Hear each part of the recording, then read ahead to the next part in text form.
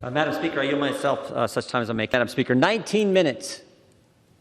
19 minutes. 4 years ago on Inauguration Day, January 20th, 2017, 19 minutes into President Trump's administration, at 12:19 p.m., the Washington Post headline was, "Campaign to impeach President Trump has begun." And now, with just 1 week left, they're still trying. In 7 days, there will be a peaceful transfer of power, just like there has been every other time in our country.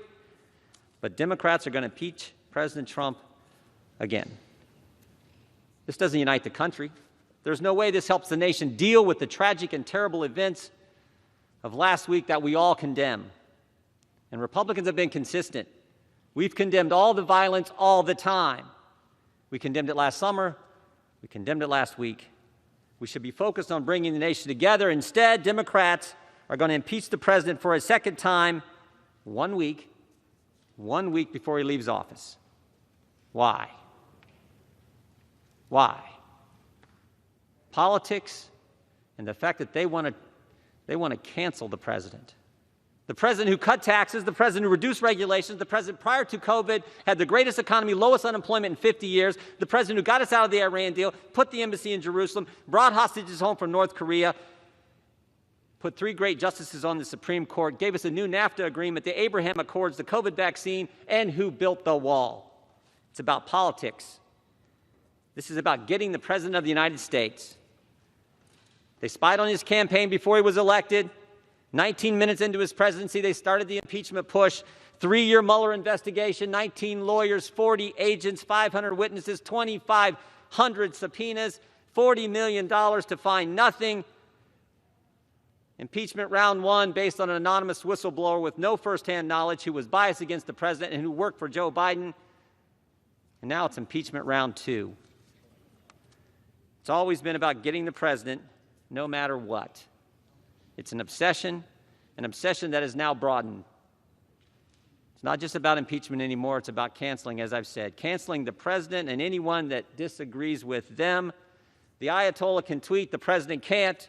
Democrats can object on January 6, 2017, but Republicans aren't allowed to object on January 6, 2021. Democrats say Antifa is a myth. Republicans condemn all violence all the time. The double standard has to stop. And frankly, the attack on the First Amendment has to stop. And stop and think about it. Do you have a functioning First Amendment when the cancel culture only allows one side to talk? When you can't even have a debate in this country, this great country, the greatest country ever?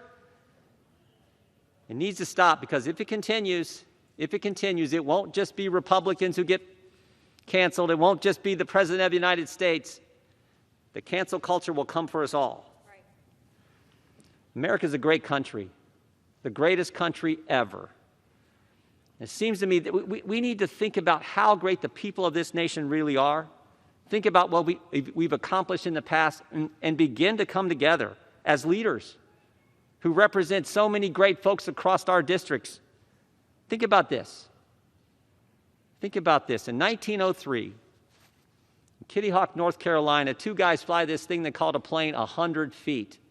Barely got off the ground. Barely got off the ground. Amazing thing. 44 years later, Chuck Yeager breaks the sound barrier. In 44 years, we go from 2 guys flying a contraption they called a plane a few hundred feet to Chuck Yeager breaking the sound barrier. And 22 years after that, another American steps on the moon. Think about it. In one lifetime, in 66 years, 2 guys flying 100 feet to putting a man on the moon. That's what this country is capable of. That's what we can do. And we, as the Congress who represent the people who did that, should start leading. Should start understanding what really is going on here. So I hope we defeat this. I hope we can begin to come together and recognize the greatness of the American people and focus on the things they want us to focus on. I yield back our time.